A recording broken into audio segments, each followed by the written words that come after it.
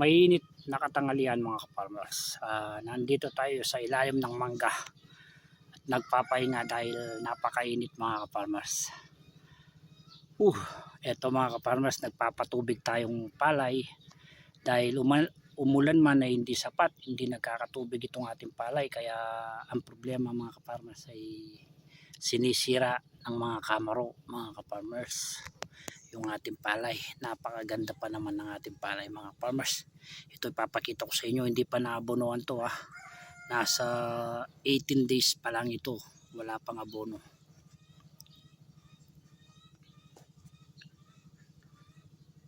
Yan mga farmers, napakaganda, wala pang abono yan mga farmers.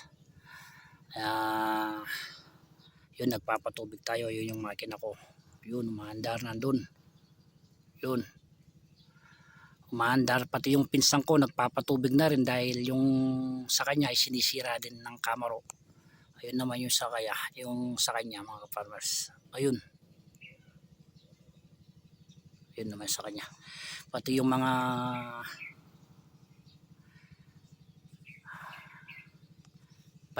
katabi ko rito mga farmers nagpapatubig na dahil umulan man hindi sapat, dahil hindi nagkakatubig ang ating palay.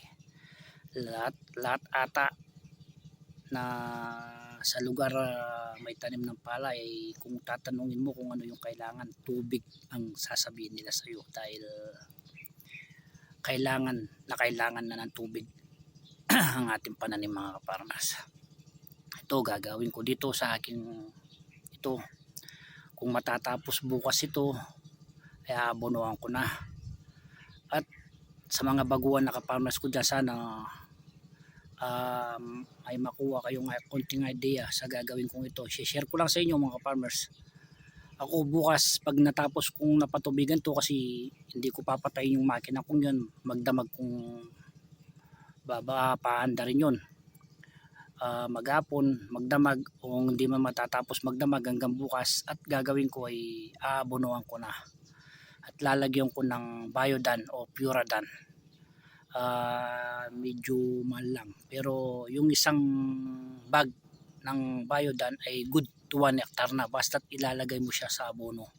Yung iba kasi hindi nila nilalagay sa abono, kaso aksayado. Mas maganda rin na may abono. Ang ilalagay nyong abono ay 25 MB or Swire. Huwag kayong mag-alo ng 1414 o 1620 dahil nga walang tubig ang ating palayan. Kung kasi kapag nagalo ka ng 1620 or 1414, katapos pagtalikod mo maghapon ay hindi man naabuti na maghapon yung tubig mo, ay wala na, maiiwan lang yung 1414 o 1620 sa palayan mo. Hindi ka mukha nung Swire or ammonium or 2500, kagad malulusaw yun. Kagad na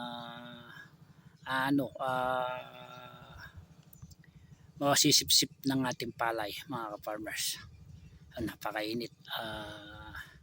Siguro nasa alas 12 na ng tanghali mga farmers, July 21. Sana umulan ng malakas para lahat ng mga hortelano o lahat ng ating mga ka-farmers ay magkatubig na yung kanilang palay mga ka-farmers. Yun lang mga farmers, ang inyong ka-farmers, sana may naibigay ng konting idea sa inyo para sa mga sumisira sa ating palay ng kamaro mga farmers. Yun lang mga farmers, ang inyong ka-farmers na nagsasabing I'm proud magsasaka. Bye po.